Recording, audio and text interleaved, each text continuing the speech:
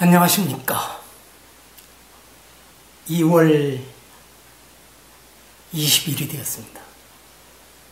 이병두의 근현대 불교사 이야기 120장면.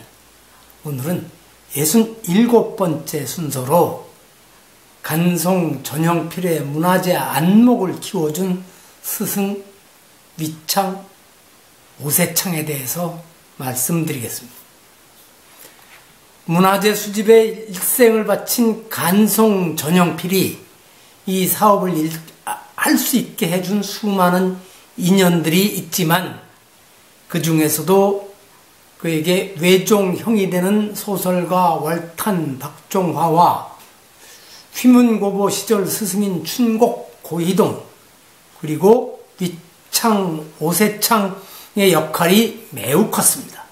특히 위창은 처음 전형필을 만난 자리에서 이 젊은이의 그릇을 알아보고 오늘날 한국 문화재의 상징이 된 간송이라는 아호를 지어주었으며 그 뒤 문화재를 제대로 감식하는 눈을 뜨게 해주고 이순황 등 훌륭한 인재들을 연결시켜 주었으며 고비가 닥칠 때마다 자문을 아끼지 않았습니다. 옆에 보이는 사진은 1938년 8월 중순 현재 서울 성북동 간송미술관의 전신인 보화각 상냥식을 마치고 전형필의 집 거실에서 찍은 것인데 왼쪽에서 5번째가 위창이고 그 옆이 간송 전형필입니다. 자리 배치에서 이날 모임의 중심이 이 두 인물임을 느낄 수 있습니다. 오세창이 전형필에게 아호 간송을 지어주는 장면을 이충렬이 쓴 간송 전형필에서는 다음과 같이 묘사합니다. 젊은 자네가 흰 두루마기를 입고 들어오는 순간 깊은 산속에서 흐르는 물과 같다는 생각이 들었네. 그래서 산골물 간자 그리고 논어 자 한편에 세한연후 송백지 후조라는 말이 나오는데 날씨가 추워진 후에야 소나무 잣나무가 늦게 시드는 것을 알 수 있다는 뜻이지. 추사 선생께서 선비의 지조와 의리를 지킨 제자 이상적에게 세안도를 그려서 주면서 인용한 문장이지.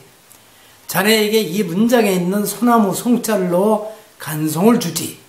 마음에 드는가? 글쎄, 이와 똑같은 대화를 주고받았을지는 확인할 길이 없지만 아마 그런 이야기가 계속 전해져 왔었을 것입니다. 간송이 사설 박물관을 세우게 된 배경에도 위창의 당부가 있었습니다. 3.1 만세운동 때 감옥에도 다녀오니 남은 재산이 별로 없더군. 생활이 힘들 때마다 선친이 남겨주신 서화를 몇 점 처분하고 싶다는 생각이 들기도 했네. 그러니 자네도 힘들게 수장한 물건을 절대 다시 내놓지 않아도 될 만큼만 모으게라. 만약 그렇게 하지 않는다면 자네가 오랫동안 애써서 모은 수장품이 자네 스스로 또는 자손들에 의해 뿔뿔이 흩어지고 말 것이니 내 말을 명심하고 또 명심하게. 위창의 이 당부가 간송에게 수집 이후 보존 방법을 고민하게 하였고 마침내 우리나라 최초로 사설 박물관을 세울 결심을 하게 이끌어 주었습니다. 이렇게 간송의 눈을 뜨게 하고 박물관 설립 결심까지 하게 해서 국보인 금동 계미명 삼존불 입상, 금동 삼존불감 등의 성보 문화재를 잃어버리지 않게 된 것만으로도 위창이 불교를 위해 한 일은 가볍지 않을 것입니다. 위창은 김이 독립선언서에 서명한 33분 중 한 명이었는데 불교계와도 인연이 깊었습니다. 그 아버지 오경석은 역관으로 중국에 다니면서 세상 흐름에 일찍부터 눈을 떴고 같은 중인 신분이었던 의사 유대치, 승려 이동인과 함께 김옥균 등 양반가의 젊은이들에게 개혁사상을 가르쳐준 이들이 개혁운동을 추진하도록 이끌어준 손각자였습니다. 위창도 어린 시절 이들과 만나면서 자연스레 불교와 인연을 이어갔을 것입니다. 이런 인연으로 현재 서울 봉은사 법왕루에 걸려있는 선종 종찰 대도량과 경북 구미 도리사 태조선원, 경남 진주 비봉산 의곡사 현판을 썼으며 전남 순천 송광사의 불일보조 국사 감로지탑에서는 스스로를 위창거사라 칭하기도 하였습니다.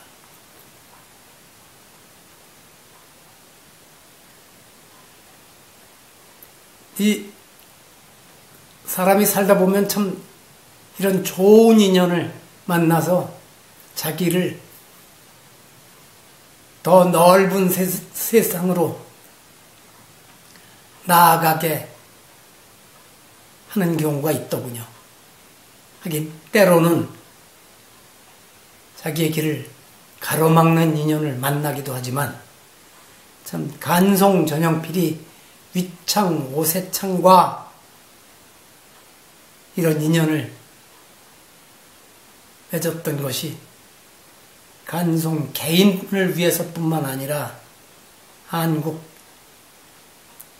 문화재를 지켜나가는 큰 일을 할 수 있게 해주었습니다. 참 인연이란 이렇게 소중합니다.